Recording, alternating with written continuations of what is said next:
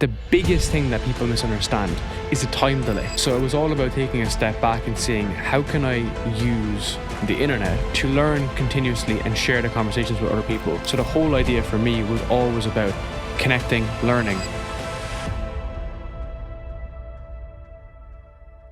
This is one of the coolest dudes that you unfortunately or fortunately haven't heard of just yet, but he's slowly breaking the internet more and more every single day. This particular individual has frameworks and strategies and a mindset approach that he actually executes on.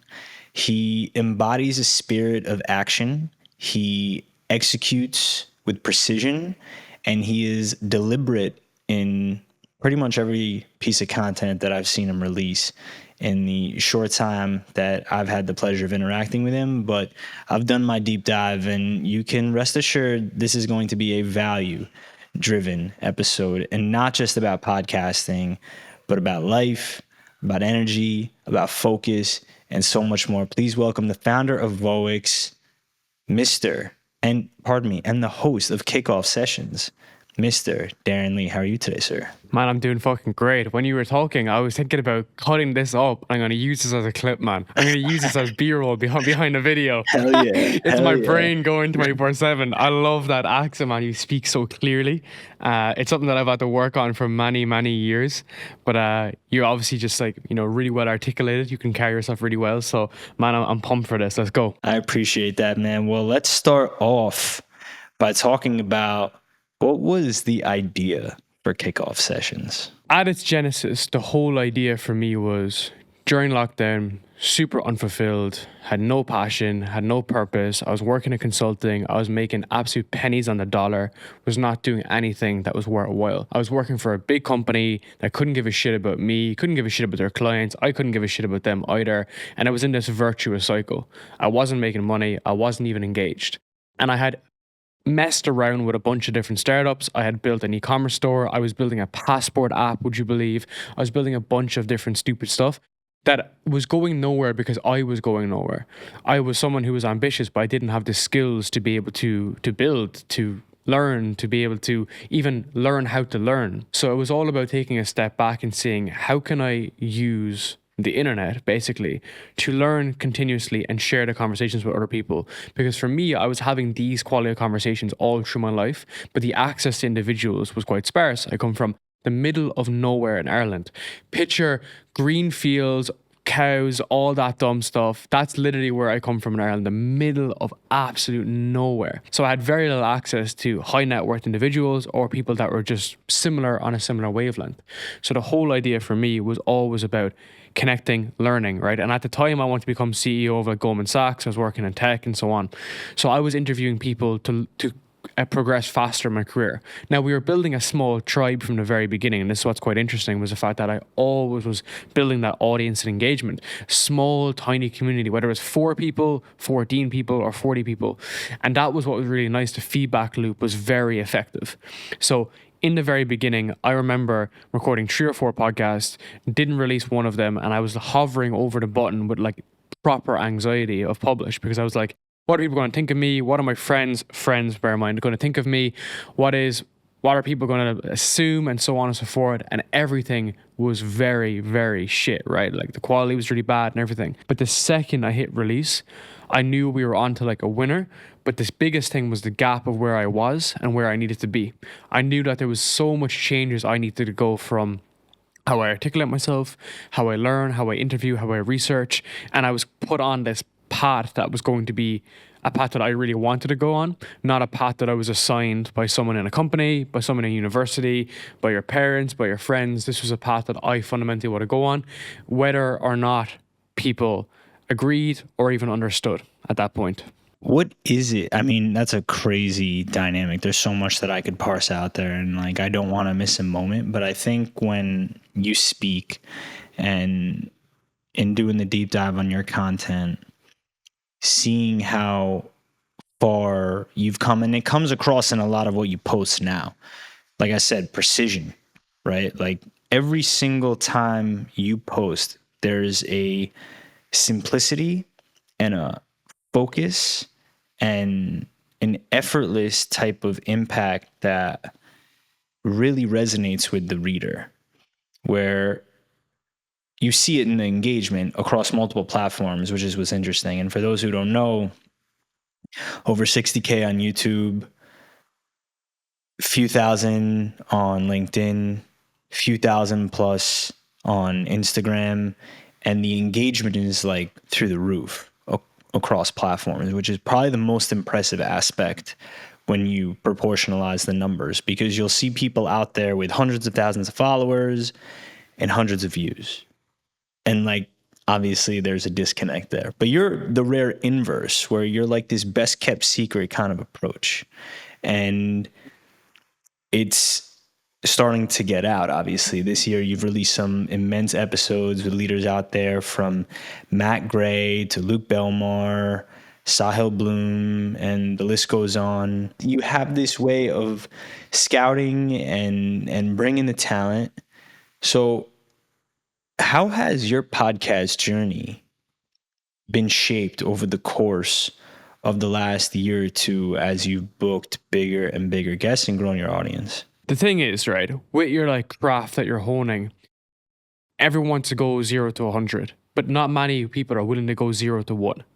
And 0 to 1 is often where most of the groundwork is in place, because you're putting in the foundations. And this is what's quite funny, because you look at someone like Kickoff Sessions now, where we're currently at, where I'm at 4 years in, and think like, oh, it's like an overnight success, or it's all popping together, together in one go. Whereas the work that I did 4 years ago is coming to an effect today. The work we did 3 years ago is coming to effect today. And the work I did last year will come into effect next year and the year after. But people don't understand that. So time is the biggest variable and the biggest determining factor of the success or failure of your work, because during time will tell how good your work is, how effective you are, how precise you are, how good your focus is. And that has the biggest proponent of you moving forward. So I'll give you an analogy. When people go through university, it's a perfect example. They will kind of party for year 1 and 2, and they'll kind of mess around for year 2 and 3.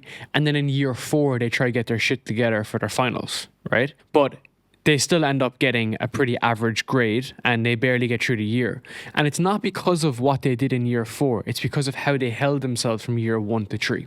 And that is the biggest impact, because it's your ability to learn, it's your ability to understand what's happening, it's your ability to understand people and the process and the focus and everything. And then at the very end, the score you get on the piece of paper is not even to do with year 1, it's to do with the 4 years. And that actually was me as a kid. For instance, I was trying to play like professional rugby, so I didn't have an education until I was like 16, 17. I just didn't give a shit about it. And I blew out my kneecap, and I had exactly 2 years to put my shit together. And I ended up doing just very average in my exams. But then going into university, I knew the process of time, and I knew the impact that will have on everything I do in life, like everything I do. So I was able to be super, super diligent, super focused, super dialed in. And that had a very big impact on performance of university, has a performance on in the gym, has a performance on podcast, performance on even to do with our business, right? And we've had like a short run up of like really good success, or whatever you want to call it. But it was to do with the past 10 years of work, not to do with the past year, I love your take on time. Your take on time is so profound that, and there's one more caveat I want to add. I know you have this thing with asking short questions. I know that's been like more of a recent skill, but I think for the purposes of this conversation, I want to enlighten my audience on what you bring to the table, because I think that the trajectory you're on as a podcaster, how seriously you take it, how you see the future of it, and how you talk about it like you found your thing. As someone who has such an affinity for podcasts, and hearing you talk about it, bringing it back to the beginning around the scope of time, I've always seen it as this thing that you can leverage, because I understand the concept of patience and intention to improve. But the way you talk about it so poetically, and recently you've been talking a lot about infinite games. I know that's a Hormozy concept. How did you start to leverage your time in a way that has catalyzed your growth to where it is now? Time is incredibly interesting to analyze because everything we do has a cause and effect. It's what people say, right? People say what you do today has a cause, has an effect, right? You smoke the cigarette today, it impacts your lungs. You drink the alcohol today, it impacts your next day's performance. You eat a donut today, it will impact your physique. But the biggest thing that people misunderstand is the time delay. Because people think that when there isn't an immediate impact on the impact with due time, it doesn't have an impact, right? So we'll give a very good example. People who smoke cigarettes, they think, oh, it's fine. I'm still able to be very functioning. I can go to work. I can do all this kind of stuff. But then 20 years from now, at 40 years old, they have lung cancer. They develop a ton of issues to do with their health. That has the best effect of time because it's something that you can't see. It's literally, quite literally, the silent killer. People talk about smoking being a silent killer. That's an ultimate example of it. Now, it's the same with how you approach business, your podcast, and life, right? There's this kind of a phenomenon when people read books and then they think, okay, well, now that I know the knowledge, I acquired the knowledge, I'm going to have the impact. And then they get disgruntled because their business doesn't grow within the next 3 weeks. So they think, oh, it wasn't to do with the book, or to do with the book was no good, so on, right? But the knowledge you acquire or the actions you take today have an impact 3, 6, 9, 12 months from now. So it works asymmetrically, positively or negatively. So a positive impact, which is like, let's say we're walking down our podcast, we're trying to get better questions, we're trying to get better guests, we're trying to improve, trying to have bigger impact. It's a slow, gradual uphill, but it has an asymmetrical return then. There's going to be that Nike tick growth. So at a certain point in time, it will skew upwards infinitely. And that's where your returns become crazy in essence, right? Sahil Bloom talks about that one particular skill that gives him asymmetrical returns. And I said, how did you find that? And he said, I spent 10 years finding it. From 20 to 30, he was trying to find what his thing was, which is writing. And probably organization, which he doesn't talk about too, because he owns a portfolio company. So me observing him, he knows that when he focuses on his writing, from when he had 5,000 subscribers to 650,000 subscribers, it's still the same input with a different output, right? And it works obviously in the inverse way too with negative traits, right? Porn, sex, addiction, drugs, bad food. In the beginning, it's small increments. And this is why you'll perfectly see a party boy who takes recreational drugs say it doesn't have an impact on their life. It didn't in your 20s, but in your 30s, that negative return will go faster, and more aggressively. So understanding that is a huge element, right? Because people talk about time in terms of like, oh, you know, when people like die and all these different kind of knock-on effects. But the biggest impact on time is how much little time you have to achieve what you want and how much work you're going to need to do to condense that period. Because wealthy people think time is scarce and money is abundant. And then poor people think time is infinite and money is scarce, which is complete opposite. It's completely wrong. And the sooner you realize that, the sooner you'll have a small bit of paranoia, a larger bit of anxiety, which will help you move forward. Now, I don't encourage that forever, of course, but I think it's a brilliant barometer for you to have that fire under you. Like I wake up, I have my checklist I need to do, and I just walk it down. It is not sexy, it's not clear, it's just a walking down process. And it's probably similar to how Zach discusses this too. It's just a brutal, continuous, ongoing cycle, right? But knowing that those factors are what's going to move the needle is completely fine, right? A lot of business, a lot of life is boring. It's a continuous stuff. People don't want to hear this. They want to hear the tricks, the hacks, all this stuff. They don't want to hear this kind of stuff, which is probably why I don't have 500,000 followers, because they realize that this is the actual reality of doing it, right? And now on the other end, or where we are currently, you know, I can say that those actions have spoken absolutely true. And it is the biggest barometer of how I'm going to be shaping myself up into when I turn 28 this year, how I'm going to be living out my 30s, how I'll be living out my 40s, how I'll be living out my 50s. It's going to be the same set of core principles that a lot of people will bypass. They'll bypass to the tricks, to the hacks, and they'll forget about time. They'll forget about what they need to do and forget about all and focus on all the little kind of small things that have no impact really over a long period of time. So then how do you see yourself? Do you see yourself as a creator? Do you see yourself as a writer? Do you see yourself as a podcaster, as an entrepreneur, as a bodybuilder, which we could touch on as well? How do you see yourself now in the landscape that is this type of business and creator economy? I view myself as a category of one. It's literally the only way I view myself. I view myself in just no label, no attachment. I know what I enjoy doing, but I'm just on my own. I don't compete with anyone. I don't try to overthrow someone. If someone tries to steal a client or copy a product that I've built, I don't interact. I don't respond to it because I'm not competing with anyone. I'm just trying to basically separate myself in such a way that this is the stuff that I want to work on, regardless of outcome.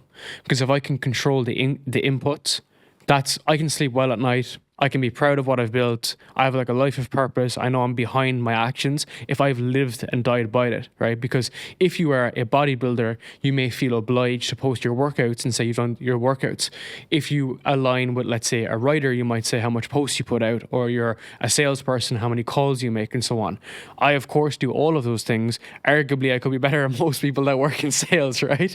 But at the same time, I'm not out there posting receipts on Twitter because I don't align to that. I don't align to those kind of like, that money Twitter tribe, or whether it's even the LinkedIn crowd or the YouTubers or the bloggers or whatever. I'm not part of any of them. And that's the whole point, right? Is that me and you are our own individual.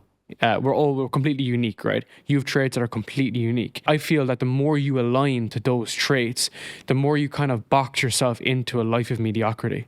Because if you start out as like the LinkedIn person, right? And people view Justin Welsh for a long time as like the LinkedIn guy.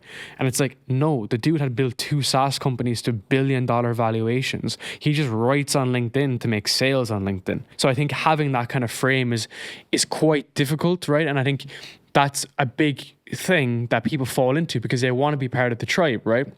People want to be aligned to a certain group, whether that is like a private network community group or so on. They want to be aligned to that. So I think having those kind of parameters in yourself is a limiting belief, saying that I'm only as good as a writer on LinkedIn or a salesperson who does cold calls or whatever it is, right? I think the more you kind of work away from that gives you a life of like freedom and flexibility, because then in your mind, and I don't mean like freedom like, oh, woo, let's all go to Bali. I mean freedom to think clearly, to act upon your own intentions and really live a life that's intentional, right? And I find that quite interesting because like a lot of the books that I read, for instance, I think your books are a good reflection of like who you are, and they're quite varied. I just finished Rick Rubin's book. It was gifted to me. I sat down and read it, and I would have thought I wasn't an artist going through it, but then I read it and I was like, well, I do artistic things. And it's quite interesting, right? The way we kind of see ourselves and view ourselves is how we view the world. And then I have a wide variety of like anything from sales to marketing to writing to branding, much different things in different areas. And I think the more we limit ourselves, the more we restrict ourselves. And you'll actually often see this, right, in people's careers when they work for big companies. They'll say, I'm an analyst, I'm a consultant, I'm a VP, or like I'm a managing director. It's like, you're not. You're none of those things. You are you. You are your own individual, and you should try to build yourself as a category of one, because otherwise you're going to waste your entire life trying to align yourself to a value that doesn't even exist. Man, there's so much to parse out there. I can't wait to listen back to this part of the episode, man. Hi, everyone. Welcome to Inside the Inspired. My name is Jonathan Cohen, and I have a quick favor to ask you. If you're getting any value out of this content, please take a second to subscribe to the channel. You help us reach more people, and you can also stay up to date with all the latest content coming your way. Thank you so much for tuning in. How have the conversations that you're having now last, 6 to 12 weeks shaped you in the way that you see the world? I guess a lot of the answers we already know. They're already inside of us, right? Sometimes we need a push. Sometimes we need someone to show us and to guide us and to align us. And a lot of the best answer is usually a simple answer, a lot of times. So when I'm speaking to Luke Belmar, we have very similar views on like the financial system, on the banking system. I used to work in finance, so like I understand how like money's like invented basically or curated. Same with food and training and so on. But when you speak to someone, what's focal is causal, right? And that's a really, really big element of persuasion. Robert Cialdini's book is that whatever I can tell you that's focal, I can basically convince you that that's actually real, right? So the more that I kind of elaborate on these different points, whether it could be someone like Sahil Bloom, Luke Belmar, a few different guys, these are thoughts that I kind of already subconsciously already know and kind of keep front and center. Now, there's two ways to kind of view that.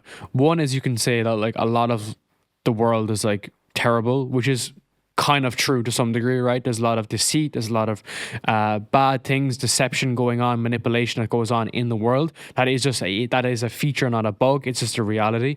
And I think the sooner you wake up to that realization, especially as a man, you can take complete control of your destiny, right? Because the second you're not in control of where your money comes from or what you do, that's when it becomes you are like literally a player in the system, right? But that's something that's kind of always been baked into my brain, but it's just more keeping this kind of front and center. So that's one view of it. The second side of it then is knowing these things or having these set of values just means that you go back to what is actually true, right? Like I remember quite recently, you know, my partner was sick and we'd spend most of the day just making sure she was okay and making sure that she felt fine. We had to get doctors and da. And I actually enjoyed that process more than building a business. And I found it more therapeutic to just kind of be with someone and actually help them and just, you know, basically just act like in alignment with like actually humanity versus like banging my head off the table trying to get people to send me money on the internet, right? And I thought it was just quite of an interesting observation because like again, all of the answers already are inside of us. All the other stuff we do is just an infinite game. And that's why I think playing like a finite game is just kind of like pointless basically, because you should have the extra variables in your life that let you lead a life of fulfillment and purpose. So a perfect example is a business, a podcast, fitness. They're all things that just go on infinitely, right? In contrast to things sometimes that can be perceived as finite, like let's say like a really big race or a bodybuilding competition, or let's say getting to like an executive role in a company. Sometimes they can have the wrong outcome attached, which mean you kind of lead the wrong life to some degree, right? And yeah, that's kind of the way I would kind of view how I kind of have always been situating myself, but I guess how it is more focal for me right now. I'm sure it's probably really immense and intense sitting down with these individuals having, I don't want to speak on your behalf, but I imagine if you're interviewing them, there's an element of admiration, right? And an appreciation. At least there is for me in the interviews that I do. And also an element of validation of the fact that you can sit across the table and ask questions from someone that you appreciate their work, right? And what's it like getting the opportunity to be across from individuals that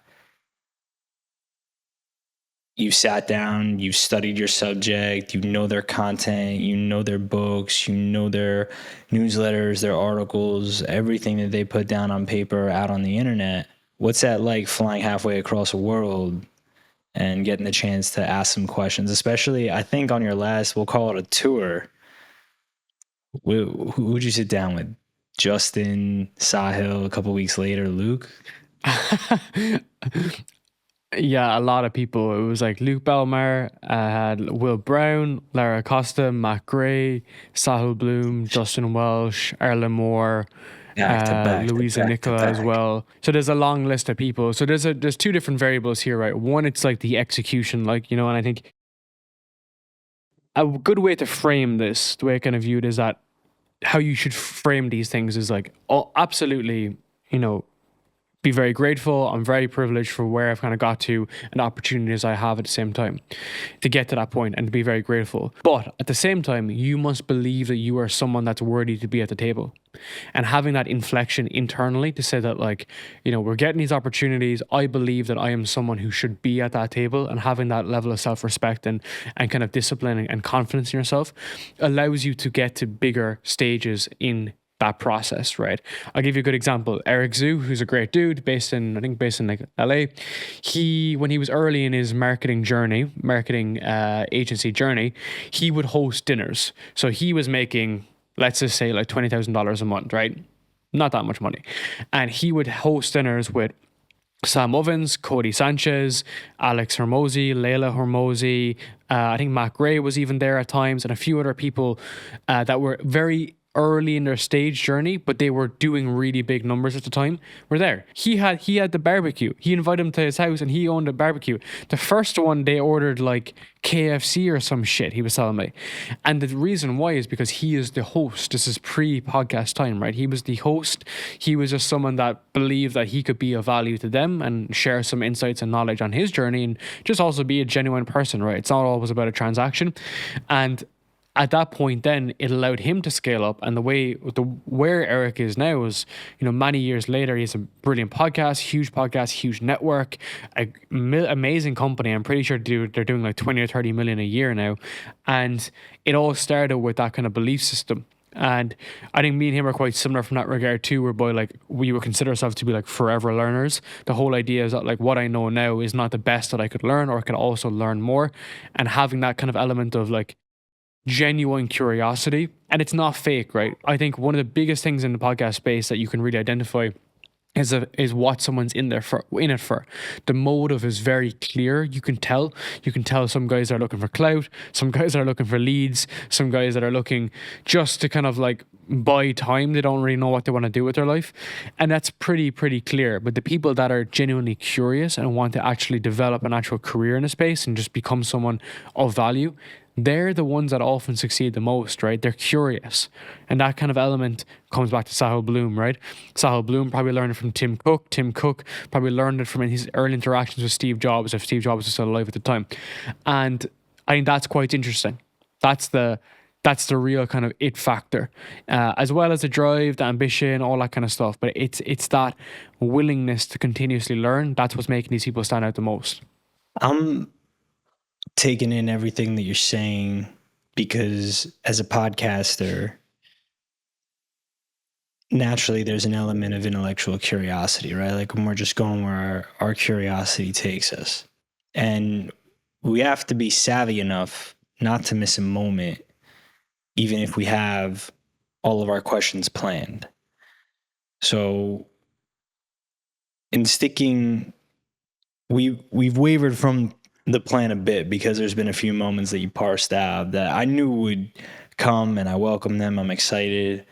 But as someone who owns a podcast growth agency, I'd be remiss as a podcaster and not asking a rudimentary question for the other community of podcasters that we have out there.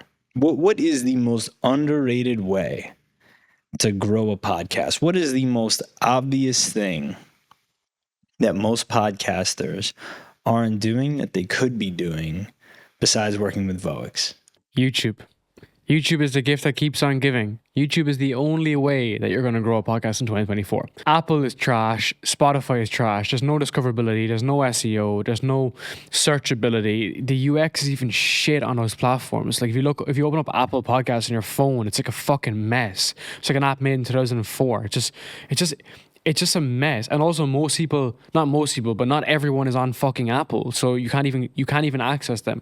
Whereas YouTube is the holy grail. YouTube will kill everyone in the future. They're going to run the podcast game. I said this in 2020. I used to have a bunch of audio nerds that would message me saying, "Oh, you're trying to change the industry. What are you trying to do this for?" Da, da, da, da. And it all came true. Everything that came true that I said came true perfectly, right? Which is YouTube is the holy grail. It's a top of the funnel because they have SEO, they have searchability, they have design, they have branding. You can get your voice across, your personality across, you can get your vision across, like as we're looking at here, right? You see all Kickoff Sessions is dark, it's black, it's gold, it's has that color. It's all intentional. All of it's been engineered. And we can tell the story very cleanly. Fuck audio, genuinely. As in like, who even listens on audio anymore? Genuinely. If you want to grow a podcast, right? And you send your podcast to Alex Hormozy, you think he's going to be like, "Oh, how many downloads and have reviews does this guy have?" Fuck no. He's going to click on your YouTube and he's going to look at your YouTube to see, one, are you a potato? Second, are you a robot? And three, does it look good? And does it sound good? And do people care? Because you can tell everything from YouTube. It's the ultimate source of truth. And that's the best way to start. So that's top of funnel, get good videos out, get good quality cameras out. We just upgraded our camera equipment and some of our backlights here for remote podcasting. I was like, fuck it, we need to do it, right? That's where the industry is going. I don't give a shit if you like it or not. It's just a reality, right? It doesn't matter that people don't like Blockbuster. Netflix came and just killed them anyway, right? So your opinion is completely indifferent to what the market thinks. So YouTube is going to run the game up. What that just means for you is you can have a well-centered podcast on YouTube that can be remote. Chris Williamson grew a remote podcast to like millions of subscribers. You don't necessarily need to be in person. And then if you are in a cool city, or if you're on vacation, if you're in New York, get a few podcasts in, go to fucking Dubai, go to LA, go to Miami, go to wherever your audience are, wherever your people are, and just get a good few episodes in. If you're tight on cash, you can do it all in a day. You can just rent out a studio for 300 or 400 quid, do it all in a day, and bang that out, right? The second we have this on top of funnel, YouTube, if your stuff is well written and well put together, they will grow your stuff for you. People don't even realize this. You post on Instagram, you post on LinkedIn, you post on Twitter, and the post evaporates in 24 hours. It goes into the ether and it's just gone forever. Whereas YouTube want to make money off you, so they're able to push your content in a way for them to make money, for you to make AdSense, but just to grow your podcast, right? And that as a core tenant is great. Now, people will say, well, what about audio? Your audio grows by extension of video growing, right? We manage some of the biggest podcasts in the work, right? I work with Rob Lipset, who was like one of the OG fitness YouTubers. He's like the OG fitness dude. When we started his podcast fucking journey, we were looking at his YouTube first, and we didn't even think about audio. We just said, let's grow on YouTube, because then people will be in their car cleaning their fucking house or in the gym and will listen on audio anyway. And it's been super effective, right? That's not even talking about clips. This has nothing to do with clips and stuff like this right now. That's just your lowest hanging fruit. If you look at people like Tim Ferriss, so Tim Ferriss has been growing continuously on YouTube still. I still keep very close contact with his podcast. He's always like a silent ninja, that guy. Exactly. He's just a silent killer. It's just the best way to view things. He's just a silent killer, right? He's still growing on YouTube continuously. His audio is probably growing, right? And he also has a well-engineered website. I've had a website. It's been fucking trash. It's been trash for me. Don't even know shit about SEO, whatever. But YouTube was the gift that keeps on giving. And this isn't anecdotal, right? Most people will look at advice from podcasts and think it's anecdotal. We manage 50 podcasts, right? We grow like 50 million views a year. We're doing 10 million views a month, bear in mind, and it all comes from YouTube, right? And if you want to grow your podcast, if you want to grow your business, it all comes from YouTube. I get on a call with someone, and the first thing I say is, how do people discover you? And they're like, oh, well, my friend will send like a WhatsApp of like the podcast, whatever. I'm like, bullshit. How you found your favorite podcaster was through video. You saw them before you hear them. Especially these days, who the fuck has time to go figure out, should I learn from someone on audio? Like, genuinely, like who has time for that? I don't have time for that. Maybe when you were 21, you might have, but now you don't. You go through YouTube, you see some good content, you're like, all right, this person is not a dumbass. You see him continuously. This person isn't a dumbass. It's coming back and back and back. That is how Tate grew, bear in mind, was the fact that I'll never, ever forget this. I'll never forget the day. I opened up Instagram. I clicked on the explore page. All 9 grids were Tate. Every single one from the same podcast. Same episode with the CEO cast in London. All 9 were the same grid. Who gives a fuck about the audio? No one would even listen on the audio. No one said he had a great audio podcast, right? And that's how he grew to like the most searched person in the entire world. It's how the biggest podcasters grow. It's how the biggest YouTubers grow. And it starts with that top of approach, right? That just means then as a result to re-engineer your podcast a small bit. Get a good camera, get a good video. Don't go out for dinner a couple of months of the year, a couple of weeks for a month. Get the camera. You need a better microphone. Make some sacrifice you need to do. Get the microphone, right? Get your fucking plate in order, right? Get your house in order, and then be able to build that framework around there. And when you have that, you'll become a person of influence. You'll become a person of authority. You'll build your influence, and you'll be able to carve down your niche. You could be producing a cooking podcast, right? Fucking the target total addressable market of the cooking industry is pretty big, right? You could build a pretty fucking good cooking podcast on YouTube, and you'd get a shit ton of search, a shit ton of discoverability. You'd find a bunch of mothers and grandmothers who would love your work. If you're good looking too, you could even grow even faster, right? So how Gordon Ramsay did it, right? He just looked somewhat decent and he just grew like shit. So No one gives a shit about the other stuff. When you get the core tenant right in the beginning, everything else comes together then. Darren, you're constantly dropping value-driven gems, whether short form, long form, how you go about booking. I think that the curation of your content and the strategy that's gone behind it, I'm so excited to see where things are at for you in 5-10 years to be running this game, man. And it's very evident. I know that's the goal. As we round this thing out, I could talk to you for hours.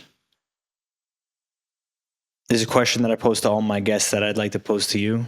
If the future version of yourself from 10 years from now were to fly in, assuming he's in that ideal spot, and offer you some advice in order to get there, what do you think he would say to you? Just continue walking down the same actions. Because that's it at the end of the day, right? It's walking down the exact same actions, staying true to those values, not giving into temptation, not giving into virtue signaling, staying focused and staying aligned. And when you have that future state goal, and when you know what the path is to get there, it's just about walking it down then continuously. That could be day by day, month by month. But the second you're able to do that on an ongoing basis, that's when you know that you're going to get to that end goal, that end destination, right? And most things will throw you. It could be lifestyle. It could be the good, the bad, the ugly, right? It can be a combination of, I know you just had your first child, or maybe your first child, you've had another child, and that's fantastic. Congratulations. But it's tough, right? It's tough to get things done, I imagine, as a result. My brother, he had his first child, he's got his house and everything. That stuff, it's tough, right? It's tough to stay focused.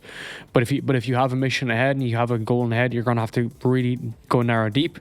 Similar with all the other stuff, partying, going out, all that stuff pulls you away from the goal, new opportunities, shiny penny syndrome, and just going back to that core focus to stay focused. I've had an awesome time here today.